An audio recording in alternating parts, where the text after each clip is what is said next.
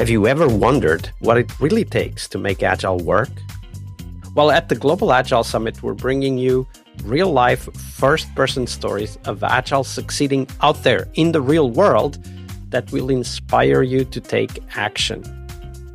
Whether you're a leader, a product innovator, a developer, you'll hear practical insights from those who've done it. They'll be telling their own stories from the stage. I'll tell you more about this at the end of this episode, so stay back and listen to the full detailed description of what we have in store for you at the Global Agile Summit. But if you can't wait, you can go right now to globalagilesummit.com and check out our full schedule. For now, on to the episode, but I'll see you at the end of this episode with more details on the Global Agile Summit. Talk to you soon. Hello, everybody. Welcome to our Team Tuesday. This week, joining us is Karen Suarez. Hey, Karen. Welcome back. Hi, Vasco. Thank you for having me again. Absolutely. So Tuesday is, of course, Team Tuesday. We'll talk about a self-destructing team in a second. But before that, do share with us, Karen, what was the book that most inspired you in your career as a Scrum Master? I didn't want it to be a cliche, but I want to say either way, the Scrum Guide was not the book, but the first reference. And it's something I really recommend reading and rereading several times because I learned something new on how I interpreted the Scrum Guide at some point. And so I just encourage people to keep doing it on a regularly basis. And to talk something more elaborated, was inspired how to create tech products customers love by Marty Kagan. This book really helped me to understand how I can help the product owner, how to relate with their responsibilities and this role. Because since I'm coming from the technical team, I was a developer, I was a QA engineering. Sometimes it's hard for me to understand the frustrations and the context of the product owner. And this book really helped me to understand this world and gave me tools on how I can help him do better on his job, on his role.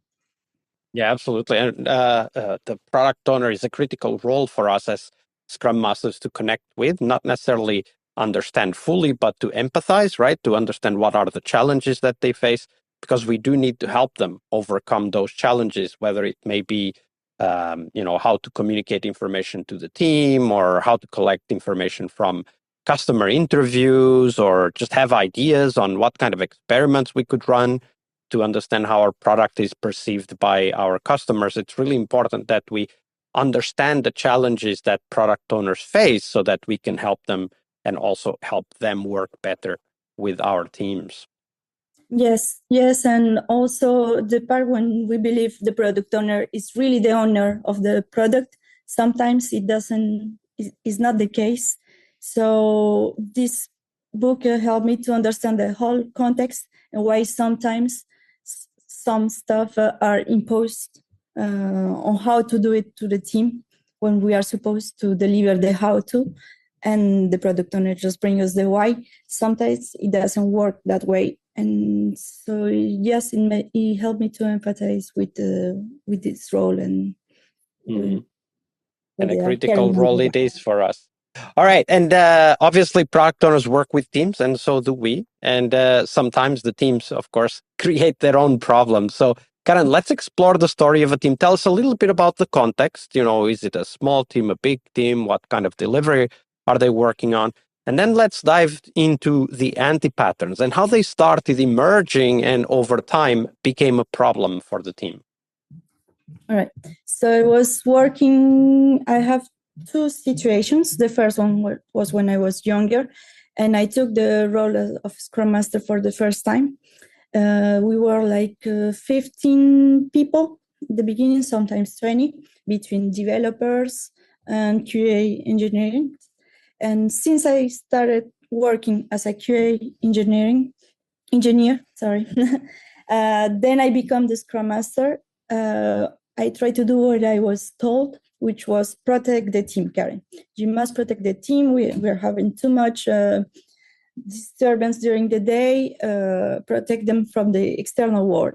So we were having the whole 15 people sitting in an open space, and people from the business world coming to, hey, can I take your thinking for 5 minutes? Can we see a new topic? And they were really being interrupted during the whole day.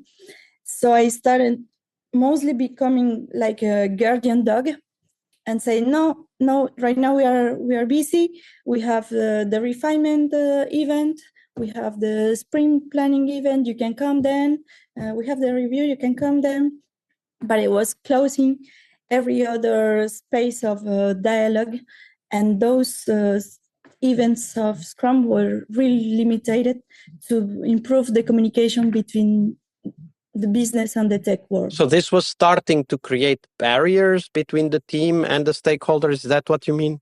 Yes, at first the goal was to protect focus and to let the team work on what they were already working, but it was hardening the relationship between them two. So at the end, we were working, okay, we were focused, but were we doing the right things? It was hard to tell because we were cutting this communication. And when you think about this situation, like if you had to go back and kind of relive the same, kind of go through the same with the team being interrupted all the time, like what would you do differently? What I did actually was later, when I noticed I didn't want that kind of situation, was opening some spaces where the team can be interrupted. And we decided, for example, Monday, Wednesday, Fridays, between, let's say, 3 and 5, we're open. You can come whenever you want, plus the Scrum events when we can dialogue. But we open some more spaces where we can sporadically come with questions and leave the team concentrate between the others. The rest. So this was like office hours, right? Like at those times, anyone could come in and talk to, but there wasn't like one person that was in the office hour space. It was the whole team. The whole team, yes. And we were having like 20 stakeholders coming in the space of 1 month. So we were having a lot of people coming with questions. So that's why at first I was guarding the team. But then I say we have to be open and we have to do something. I started with that. And also not increasing emails, but every not urgent topic, you can write it on Slack, on email if you want. So we have a basis to discuss later. So we have so kind of like a Slack channel or something to collect items that are important, but they are not urgent. They can be discussed, whatever sprint planning or in the refinement meeting or something like that. Kind of creating a backlog or requests, and even making some space in our sprint backlogs to work on that kind of topics. We had our questions from the legal team. We have questions from the marketing team. We have to do some discovery on this topic. So we were adding that to our sprint backlog. So that helped, and that allowed us to use really the focus time on developing to stay focused and improve the relation between these other worlds, because there was many business people coming to us. Mm-hmm. And this really highlights a very important kind of balancing act for us as Scrum Masters, which is to make sure the team is talking to the stakeholders enough, but that they are not being interrupted all the time, right? Yes, or even influence and changing the product owner vision, because sometimes can you change this, but it actually sometimes had some really big impact on the product. It was something easy to do, but with high value on customers, and it wasn't the right direction or the direction the product owner was bringing the product. So sometimes hearing these suggestions during the day was making us as a team taking the wrong decisions about the product. Yeah, and this also highlights the importance of having the right people involved, even from the team side, right? Like having the product owner to discuss certain items. Did you, in these office hours, did you have like, I don't know, like, a list of people that should be involved? Like, or how did you end up deciding who would need to be part of those conversations when a stakeholder came in with a question or a request? At the beginning, we let it just open, and then we started seeing the impact of implementing something right away. And what we talked with the team, it was whenever there's a change in the product, to do it immediately, we must reunite, at least with the product owner, QA engineering usually, and maybe some other colleague with the same role, some other developer, for example. That it was young. Our solution wasn't perfect, but we started with something. We started opening, and then we were saying, "I'm not sure I'm gonna take that topic. Let me call my colleague. Let me have a discussion with my teammate." Did you have like a regular conversation in the retrospectives to analyze the type of requests or interruptions that was coming, or was this much more organically, like just talking as the requests emerged? At first, he didn't came up in the retrospective, but by default, it was present on the sprint planning. Since we were talking about new topics, what are we going to work on the next sprint? So it came somebody told me we needed to do this. Okay, so it's a new topic. And once we started having a lot of requests, we said, okay, there's something to improve here. And then we started talking in the retrospective. Absolutely. And that's definitely a great way to start, right? Like just start organically, and then as if the item becomes or the topic becomes big enough, then make it a topic in the retrospective. Thank you for sharing that, Karen. Thank you.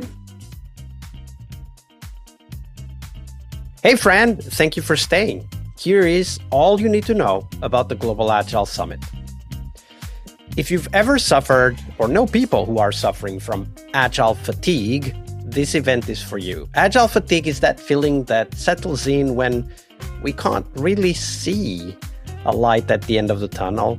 We get discouraged, especially when conversations revolve around the same old frameworks, the same old buzzwords and theories. We don't feel that energy anymore. Well, the Global Agile Summit is a different kind of event. We're bringing you real-life first-person stories of Agile succeeding out there in the real world that will inspire you to take action and transform the way you work. The Global Agile Summit will happen in Tallinn, Estonia, May 18th, that's the workshop day, and then 19th and 20th, the conference day. And Tallinn, Estonia is one of the most innovative tech hubs in Europe.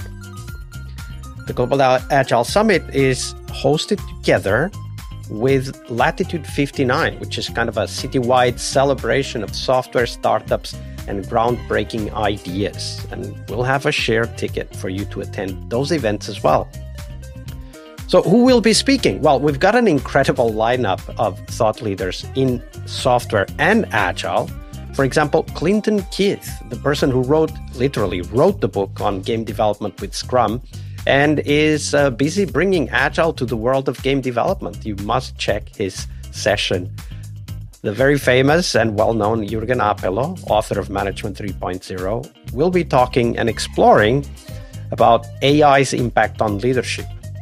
We also have Gojko Adzic, who's taking an unconventional look at the product growth with his lizard optimization keynote.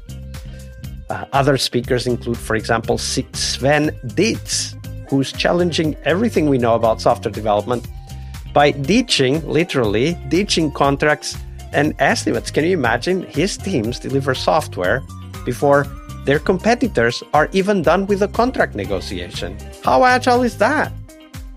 But there's more. We'll cover engineering practices in our developer track with talks on, for example, AI-assisted test-driven development, developing products in minutes with a different approach to how we develop, configure, deploy platforms, and much more. We also have a product track where we cover cutting-edge ideas around product discovery, delighting customers with product delight frameworks. We'll have a talk about that.